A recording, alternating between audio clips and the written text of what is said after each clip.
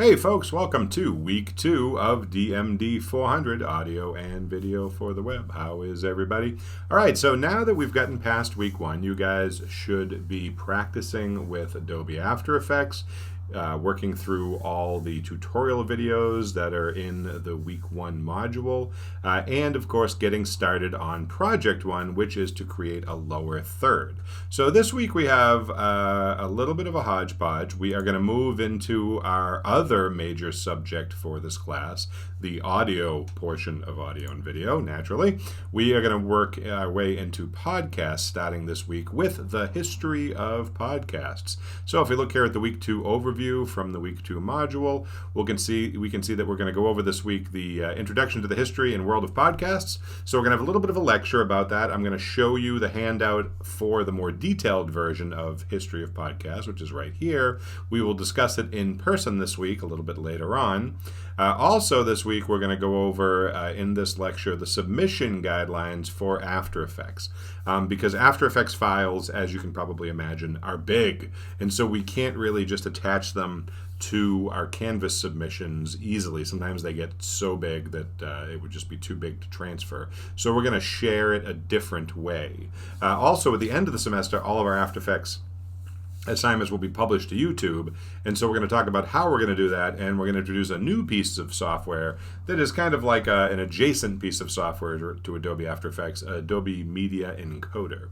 We're also going to check in on Project 1, which you guys should be working on, because at the end of this week, the draft for Project 1 is due. All right, so let's get rolling. Let's take a look at all of those things. Let's start with the history of podcasts. First, we're going to do a little overview about how we sort of came to be with podcasts at all. So you may or may not recognize this device here. This here is the very first iPod. Now, if you don't know, an iPod was the precursor to the iPhone. It's an MP3 player. MP3s, of course, are audio file types that are fairly small, easily portable, can be transferred well. Now, this is not to say that the iPod was the very first MP3 player, not by a mile. There were other MP3 players around. But like a lot of things Apple does, they sort of quietly watch the landscape, see what's out there, see what becomes popular, and then they take the item or items, or they invent a brand new item that combines a bunch of other things, and they perfect it. And that's kind of what happened with the iPod. So there were other MP3 players around, such as this one here, by Creative, the Nomad Jukebox. There were a couple of others. I actually had one like this for a little while.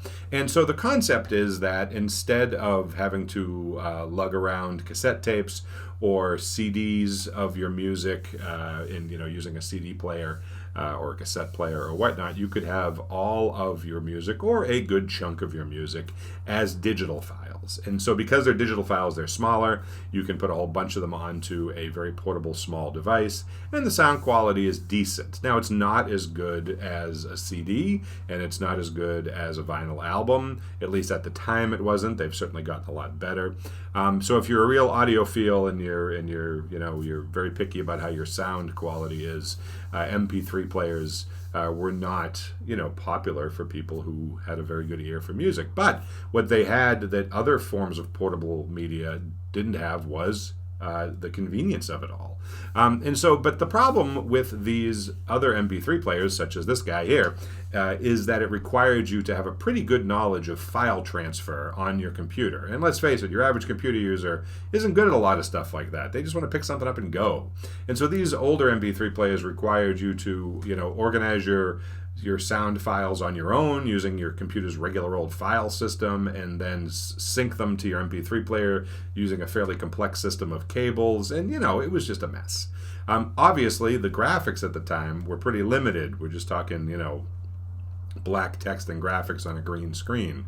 Now, that didn't change a lot with the iPod, but what the iPod did is it simplified a bunch of things. Number one, the actual interface of the device itself. You can see here on this one, whole bunch of buttons at the bottom, right?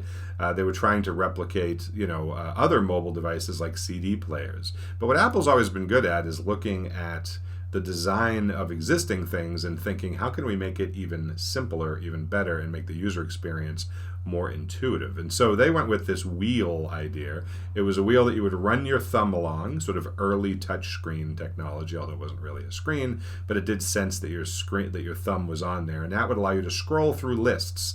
Nice big black typography on a relatively white background, and then there were only 4 buttons, right?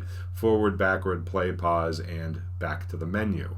Pretty straightforward. It was about the size of a pack of cigarettes, pretty small. You could throw it in your pocket. And of course, their advertising campaign was 1,000 songs in your pocket, and that was the goal. The hard drive that existed inside the original iPod, based on the average size of an MP3 song, would hold approximately 1,000 songs. Now, that, of course, was a huge improvement over portable music files. Prior to that, even double album CDs only held about maybe 40, maybe 50 songs tops. And of course, you had to change out the CDs to listen to a different artist's music. Here, you could organize them a bunch of different ways. You can see it from the list. You can make playlists, see the artist's songs. Now, of course, you are probably accessing music portably on your smartphone, but it started here, right? So before smartphones existed, we had iPods. Now, the interesting thing about the history of the iPod is that there's sort of a fictitious history of the iPod, and then there's a realistic history of the iPod. So in this little lecture here, we're going to sort of talk about both of those and sort of talk about how we got to where podcasts could become a thing. Because without the iPod, you wouldn't have podcasts. And it's not just because they have similar names, although that's not a coincidence. So again, these types of MP3 players were out there. Apple was unhappy with that result. And Steve Jobs, the head of Apple, was a huge music fan and really wanted to get into this space with Apple devices. Apple did not exist in this consumer area at this time, but they saw an opportunity to do better. Now, the fictitious history involves Steve Jobs' daughter, Lisa. This here is Lisa Jobs, and there is a bit of a controversial history between Steve Jobs and his daughter. He had this little girl with his then girlfriend, and immediately denied that he was the father when her mother became pregnant, and for many years denied that he was in fact her father. It was a pretty horrible thing to do. And so along the way, Apple came out with a new computer, which was actually the home of the very first GUI, graphical user interface operating system, what we take for granted on modern computers, that our desktop looks like a desktop, that folders look like folders, that trash cans look like trash cans, and all the things that we are so accustomed to in modern computers began right here with the graphical user interface software for the operating system that was in this computer, the Lisa. And no, it's not a coincidence that it has the exact same name as his daughter. At the same time that this came out in the early 1980s, Steve Jobs was still denying that he was her parent. And so obviously there was a bit of a kerfluffle about the whole thing. Not getting too deep into the history of the GUI operating system, let's just say that the operating system on the Lisa was a hit, but the computer itself was a fail. They didn't sell hardly any of these because it was way too expensive and a little more complicated than it needed to be. But the development of the Lisa led to the development of the first Macintosh, where they really perfected the computer and then further perfected the GUI operating system, which of course led to what computers are today. So that went on and had some success, but of course this whole naming the computer after his daughter thing led to some consternation. Now, there was a film a few years ago about Steve Jobs' life. He was played by Michael Fassbender, shown here with the actress who played his daughter, Lisa. And so in the movie, the fictitious version of the iPod is that at a certain age, when she was still pretty young, he started to spend time with her and basically acknowledge the fact that he was her parent, and shared custody between him and her mother. And if you watch the movie, you'll see that it's a very heart-wrenching sort of story. As genius as he was and as amazing as Steve Jobs was to changing sort of the course of history, he was not a particularly nice dude. And so the fact that he finally came around to having a relationship with his daughter, as you can imagine, was sort of hot and cold. So in the movie, and also in his biography, written by Walter Isaacson, it shows that he started developing a relationship with his daughter. He introduced her to the first Macintosh, as you can see here from the scene in the movie, and he was sort of using her as a test bed to see how quickly she could pick it up, because the user interface in the user experience for the early Macintosh was supposed to be so simple and so intuitive that anybody could just sit down and get to work. So he figured if a kid could figure it out, then we're good to go, and that's what's shown in the movie. Well, a little later in the movie, as his relationship with his daughter, goes up and down and is sort of hot and cold, this scene here toward the end of it is really where the fictitious history of the iPod comes in. You can see she's wearing headphones here. Throughout the whole movie, she's walking around with one of these, the Sony Walkman. The Sony Walkman was a wildly popular portable music device that was around for a very long time, for a number of years, I believe from the late 70s well into the 90s. And it played musical cassette tapes, which of course were singles as well as whole albums. Side one, you had to flip over the tape to get to side two. It was sort of like a vinyl album, but in cassette tape format. You may or may not know these. But anyway, the Sony Walkman was the most popular version of a portable cassette player where you could slap on a set of headphones, put in your favorite cassette tapes, and walk around and listen to music. The idea that we get to have music in a mobile fashion now is taken for granted. We do it all the time. But back then, this was a huge move forward. This, of course, was before CDs.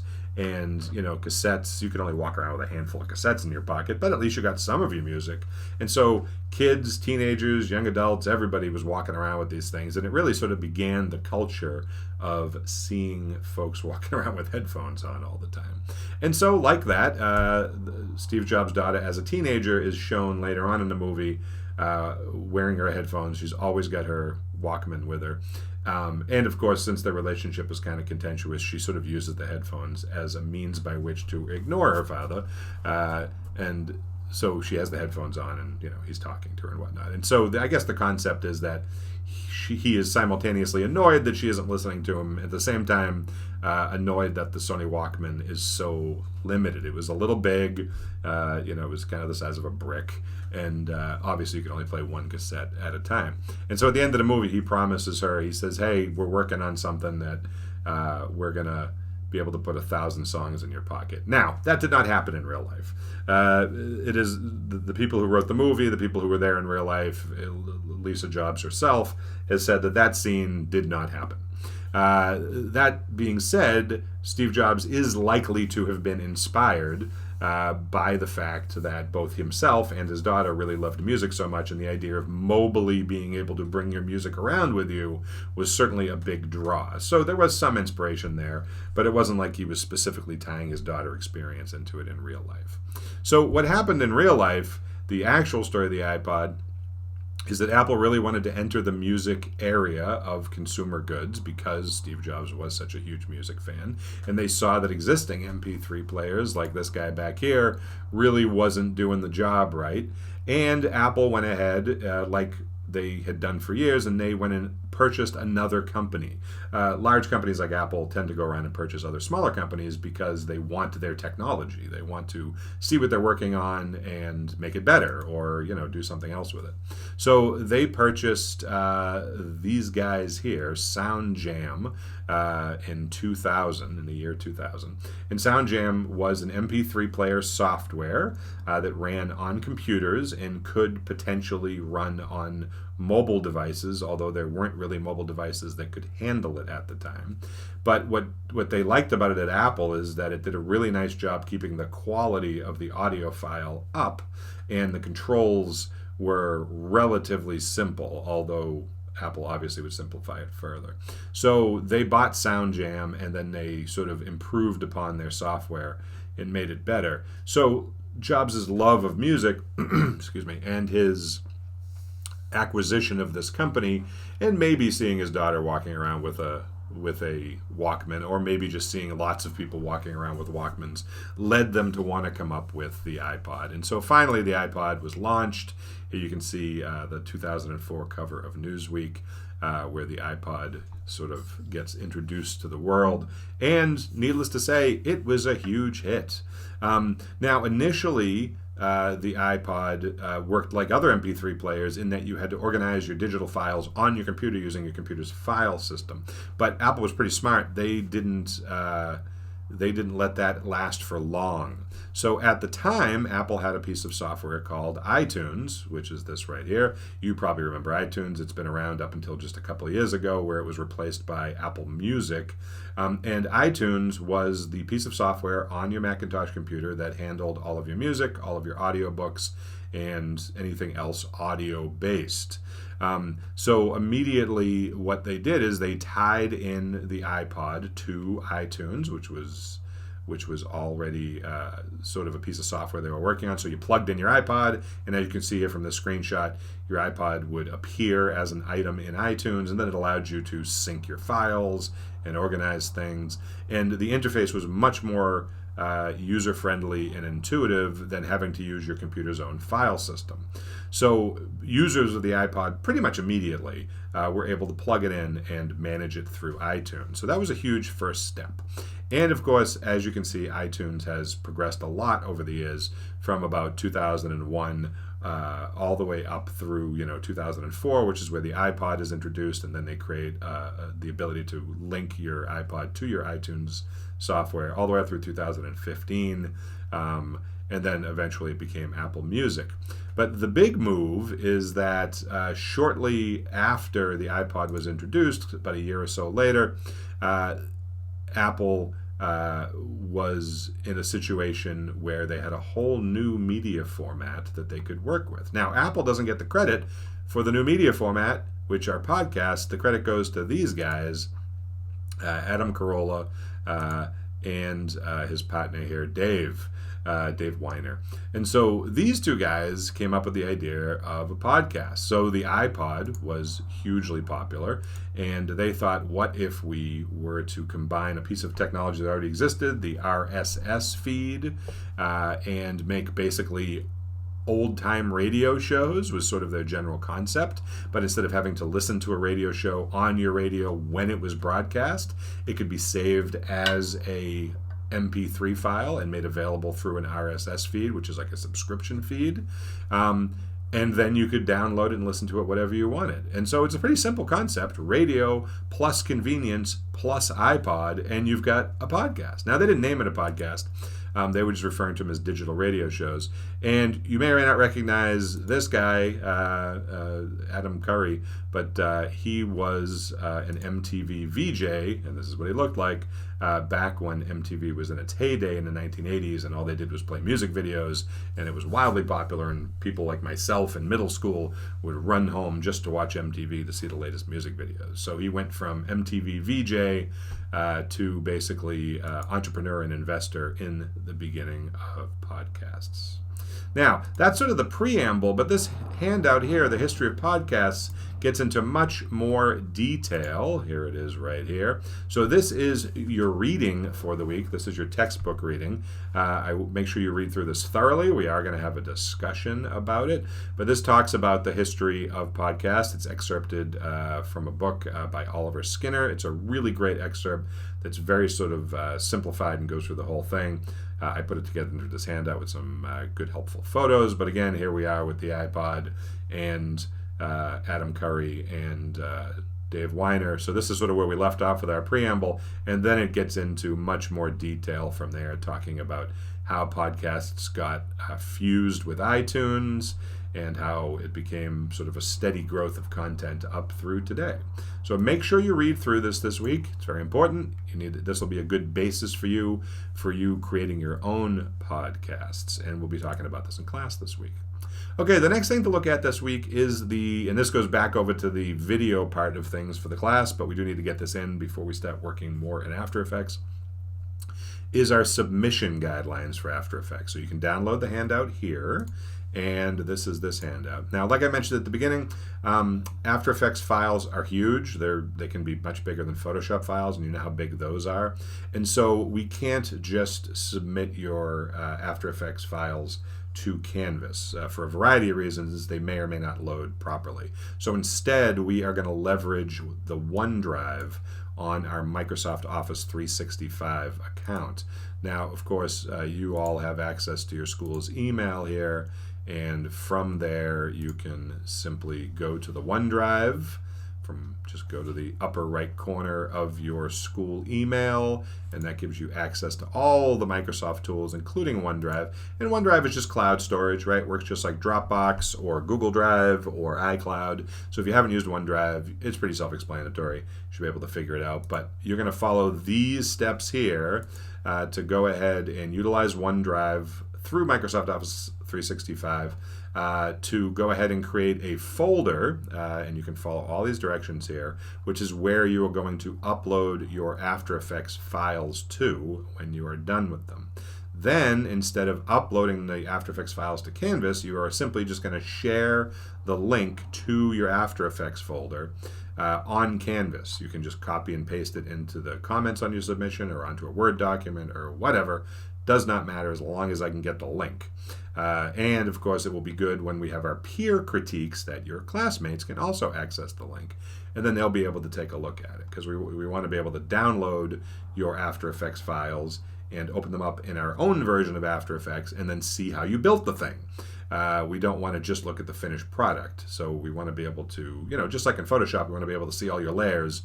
In After Effects, we want to be able to see how you constructed your motion graphics project. So this is the easiest and most foolproof way to do this. So make sure you read through this and practice it in advance before the deadline of having to turn something in. Now the next thing is at the end of the semester, and this you don't have to do right now, but it's in the same handout because these are submission guidelines. At the end of the semester, or toward the end of the semester, not at the very end, we are going to upload all of your 3 motion graphics projects from this class to YouTube. So you're going to have your own little YouTube channel, which you might already have. But these are the directions for how to do this. So essentially you have to take your After Effects file and you have to run it through another Adobe program that you can download if you haven't already downloaded it, called Adobe Media Encoder. And as the name implies, it allows you to convert other larger Adobe Media files into more shareable or publishable files. There's an easy tutorial on how to use Adobe Media Encoder here. And then, of course, this talks about how to publish to YouTube. And just to give you a little preview, this is what Adobe Media Encoder looks like. It's a really easy workspace. It's kind of like a 1, 2, 3 deal. Essentially, you take the file that you're looking for and you grab it over here in this window, and then you choose the preset that you want to convert it to. As you can see, there's a number of outputs, but we're going to go down to web and video, scroll down, go to social media, scroll down, and go to YouTube, and we want to send it as a YouTube 1080 full high definition file. So that'll give you the chance to convert your motion graphics projects from Adobe After Effects out to a file that can then be uploaded to YouTube. Go ahead and send that along, and it becomes an outputable file that you can then upload to YouTube. So again, all the directions are in here. This will make life a lot easier for you. Okay, and again, we're not going to actually do the YouTube uploading till towards the end of the semester, so you don't have to know this now, but it's in the same handout. And if you have some free time and you want to play around with it, please do so. Independent of that, of course, the most important thing is the sharing of the After Effects files on Office 365. Now, as far as turning things in, this week we do have some stuff due. As you can see, the draft of Project 1 is due at the end of this week. And just to refresh your memory, Project 1, of course, is the lower third that you are designing. By now, you've already watched the lower third instruction video that I put up, so that will be helpful. And remember, we're turning in 3 deliverables. Let's work backwards. We just talked about publishing to YouTube at the end of the semester. Don't worry about that now. When your final is due, which is next week, you're going to upload your After Effects file to OneDrive and share the OneDrive folder with me. But this week, at the end of this week, your draft is due, and the draft, of course, is your Adobe Illustrator file, like this one here, where you created your lower third graphics in Adobe Illustrator. So that's what you're uploading for your draft at the end of the week, is the Adobe Illustrator file. So this week we are critiquing basically your graphic creation for your lower third, okay? All right, so hopefully that is all clear. If you have any questions, thoughts, or concerns, be sure to email me, drop into my weekly Zoom office hours. You know where to find me, and I will see you soon.